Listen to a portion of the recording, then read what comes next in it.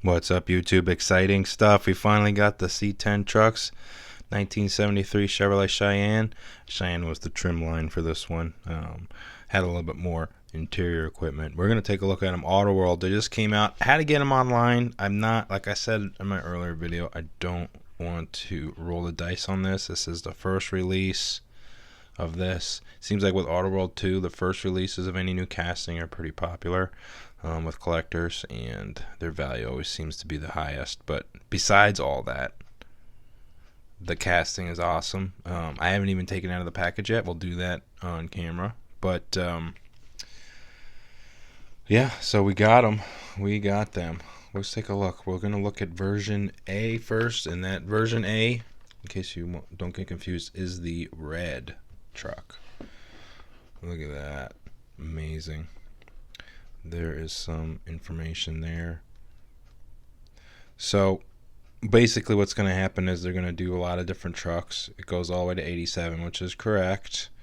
And again, the kind of like did the minor changes from the 80 to 81 body, but a lot of different grills. But basically a long time, a 15-year span basically of trucks. And 73 was the first year for the square body.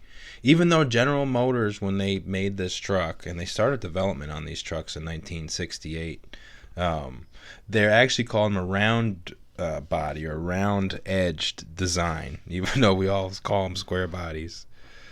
And they did. And the other thing, even though this is a Stepside truck, the Fleet side, that was the first time they did a wraparound tail light. So, and now the cab corners and the cab roof and the windows, they all had rounded edges, basically, is what they were kind of referring to. And this was groundbreaking back in the day, styling for a truck. Chevy was kind of leading the design charge back then. Of course, there's all the vehicles that are coming out with the release, but really the trucks are going to be... I don't have the lowrider altered trucks yet, but we're going to take a look at this. Something that I noticed on the preview, and here's version B. Of course, good to my heart, a green vehicle. Love green. That looks really cool. We'll take a look at these in a minute. It's good, notice on Auto World 2, each version will have some different set of facts too. There's a square body, egg crate front grille. 73's got a very cool grille on the truck. Looks really neat. There's the background. Even after a while of collecting Auto World, I've never found any chase vehicles. I've found a bunch of green light chase stuff, but never with Chevy. They're going to have different tailgates tooled as well, and supposedly there's removable, so we'll take a look at this. But the thing I was noticing in the other pictures is I think these are four-wheel drive, and no one's really mentioned that. Usually when we see these trucks recently with the Forge and everything else, they've been two-wheel drive trucks. But these are four-wheel drives, I think. So we'll take a look at that. Back then, Chevy didn't have an independent front. It was a solid axle, which made it very heavy duty. And four-wheel drive is starting to come into its own as a factory option instead of having to go to an aftermarket company. So what we're going to do here is we're going to split it so the base stays on the end like that. This is how I store my Auto Worlds, because the box stays kind of in the plastic, basically covered. That way it won't get bad edges on it. So this is kind of how I store my Auto Worlds. I put them, basically store them back in the packages and just kind of store them like this and just kind of stack them together. Once the cars are out, of course. I am pretty much a loose collector of Auto World. I don't really get too many carded ones. I mean, I'll probably have carded ones of these if I can get another set. I'm going to try to roll the dice, like I said, and find another set locally. I kind of know where all the stores are that sell them around here. Namely, it's basically Meijer and Walmart that carry them at retail. And again, much better price than online. Although I did find a guy that was about $9 online instead of the typical. Right now the guys are asking between $12 and $20 for these trucks. So a little bit ridiculous. You know what? Why don't we take out the green one? We'll just have them together. I think that'll look nice, and then we'll start picking apart the details on these trucks, and I'll go over, how accurate I think they are compared to the vehicle in real life. I'll just let you look at that while we take the green one. The green one's going to be coming apart the same way. I'll do it real quick off camera. But, yeah, so four-wheel drive, I'd say kind of rare in a step-side platform, because usually four-wheel drive is still reserved for being a utility vehicle, something that would work hard, and a lot of them are fleet sides.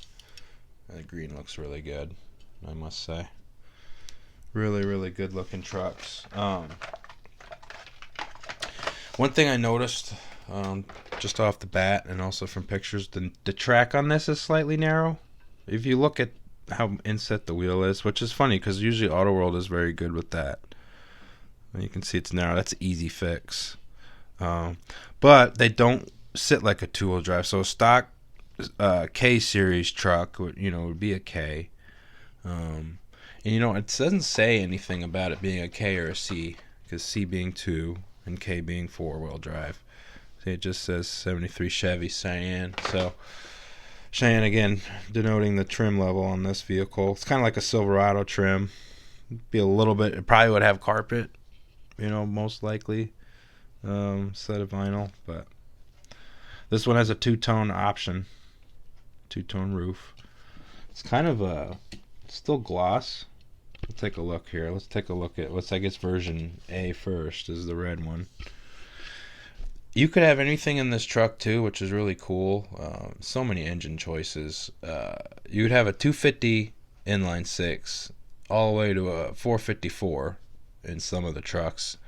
Mainly reserved for the heavier trucks. I mean, I think you could have got it in a half ton. I can't remember. In 73 anyway. I mean, you definitely could get the 350s and all that stuff. They even had a 6-liter back then. Paint's good. Windshield's amazing. I'm talking about the size of the pillars and everything. I mean, a lot of these trucks, they've done in the past, and if you're a certain age, you grew up with the Stepside, and I think it's funny that he chose this. But when you grew up in the 80s, 70s, they had this casting, but it was done by the China guys, like Yatming and all those dudes, and Tamaka, Japan. They had kind of a casting like this, but it was a little bit small. But I had tons of them. I mean, they came in goofy colors, and they had, I think, either the tailgate would move or the hood or something like that. But they'd have the suspension. They definitely were not as large as this. And then, of course, we got stuff like the Hot Wheels making the Byway Man, which was kind of a knockoff. And then we had the square body that they did. But again, it's not perfect. I don't even know if I have it out there yet. Yeah, we can look at it in a minute. Let me go pull it down.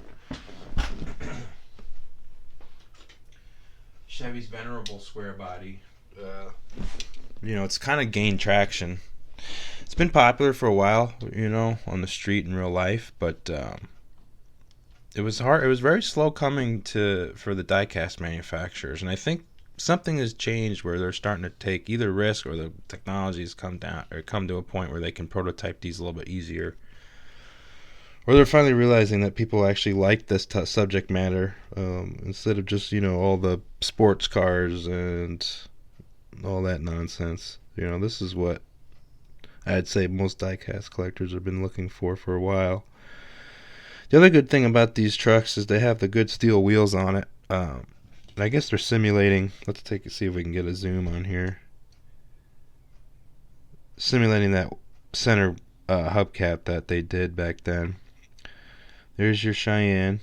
And I don't know if I could see it through the camera or not. Let me see if I can look at it in person. I can't. It says 10, but I don't, it's not going to say K or anything.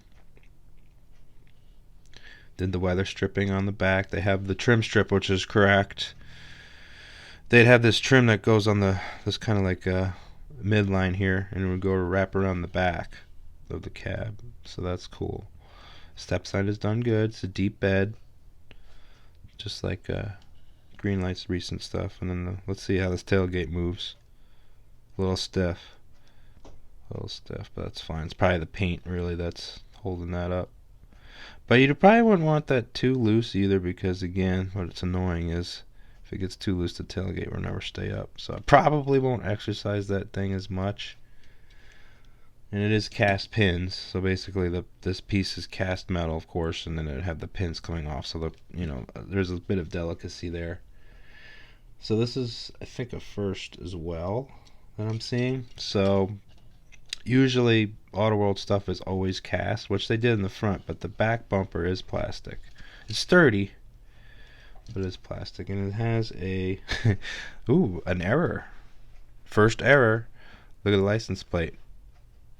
You see anything different? Let's see if we can zoom in on that. Yeah, a little flipped up. Let's flip it over. There we go.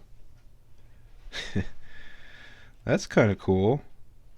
I'm not an error collector, but I definitely won't turn one down. Let's see if the hood opens. Hood's supposed to open. Maybe. Yeah, it does. There we go. Oh, very nice. Looks like small block Chevy in there. Pretty cool. I would say that out of all the manufacturers that I have, Auto World, definitely their engine bays are amazing. Let me try something on this camera real quick. Let's see if we can get it. There we go. Let's try that. There we go. Look at those trucks. Amazing. That license plate's on the right way. Looks like a Tennessee, Wyoming. The Wyoming plate. It looks like the Tennessee antique plate. There's the grill. You can see how they tampo the work onto it, and they paint. Looks like they paint it red first and then do everything after.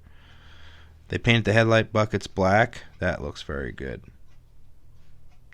Very nice. Thin hood. Closes nicely. Let's take a look here. So yeah, as I suspected, we have a four-wheel drive chassis on this, which is unusual, but I think that's pretty good. So you can lift it, just basically add tubing on top of this, and you can lift it. Tires are very nice. Look at this. Definitely look like a modern tire with that tread pattern. A little crooked. You can see there. That's easy to fix. You can see the play that we have in there too, but the track is very narrow. If you look at how the wheel pulls all the way in, the back spacing is a little off. I'd say you probably want it just a little bit out there, maybe in there, if you know what I'm talking about. Look at that. Black interior. This one has I'm looking at it again, yeah. So it's got the bucket seats, which is an option back then. So this is a pretty high option vehicle. It's probably definitely, well, you know what? Let's see if they even simulated it. Doesn't look like they have air conditioning, but power brake booster, so that's cool. A little bit better look of the tampo right there. So white walls, fairly straight, but you can see they're a little crooked. Definitely could, if you wanted to change the wheels and tires, I'd say the wheels are good on this. Maybe if you wanted to fool around with the tires. And there's the not too much different red, the tail light, because it matches the color of the truck so closely. And then the weather stripping there. Typical Auto World excellence, really, for the price that they're supposed to be. And if you get them at Walmart, they're like 2 cents under $5. So that's the actual real price of these things before they get scalped and nonsense like that. So hopefully to find them. Let's take a look at this. Look at this green one. I would say this is my favorite. This looks very nice. Look at that Cheyenne 10. You can see the graphics there much better. Grill is done perfect. They even have the gold bow tie done very nicely, very crisp. Same registration.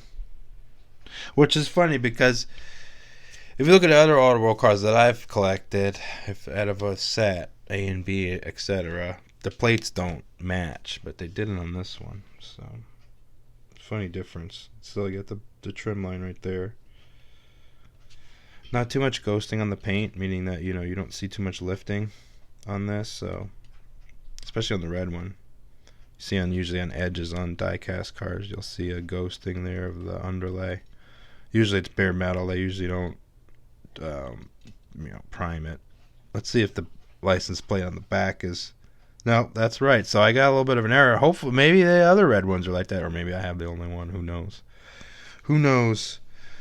You could see it better on this one. Look at that. So they stamped the Chevy as part of the casting. They didn't tampo it. I mean, that's detail. That is nice detail. This one's a little stiff. I'm not going to push it.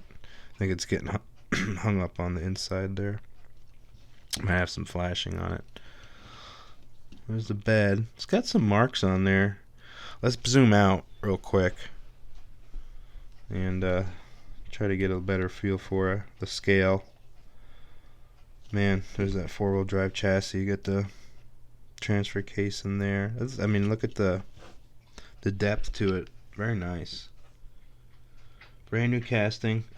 Production date was done very, very long time ago. It says, let's see here. So it says that date. Let's see what the red one says. Let's see what the red one says. Try not to shake the same date. 3/27. I wonder if that's the date they made the car. I'm pretty sure, or the date that they got the production to go ahead. I'm pretty sure it's the when it was made, but I can't be sure. Copyright stuff there. Pretty cool. So, square body Chevys. Pretty neat. Let's take a look real quick before we go. Let's see what you could see the deficiencies in the Hot Wheels. Really, that cab is supposed to look the same. You can see how the window is almost like a chopped. This is almost like I'd say a chopped truck. The other thing is they don't really kind of cheapen down on the curvature of the door and everything. I don't mind that they don't have the vent window there, but that's flush back there. The body's good. Like, this part is nice, and I get that I have the roll paint and everything. Grill's done pretty good. Hopefully we're going to see this generation first coming out through Greenlight, and then Auto World, I'm sure, will have theirs. They're just very much slower than Greenlight is bringing stuff to the table. So super excited to have these trucks. They look amazing. I do prefer fleet side trucks, but Stepsides are nice too. And it's hard to get it all crisp. So kudos on the molding. Very, very good looking truck. So thanks for watching. We got the 73 Cheyenne pickup trucks, hat ton 4-wheel drive, K-series trucks, really, with the white top, so a nice two-tone look to them. So we got more stuff coming. As we get into the fall, there's a lot of diecast coming out, so we're going to keep the ball rolling. Till next time, hope you enjoyed it.